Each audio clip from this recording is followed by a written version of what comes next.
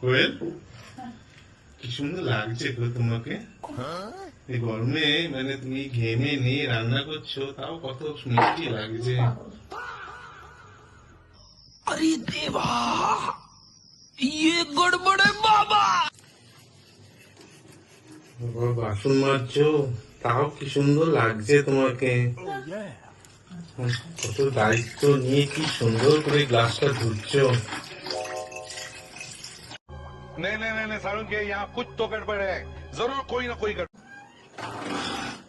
দেখছি সংসারে কত কাজ করো, কিন্তু তোমার কত সুন্দর লাগছে।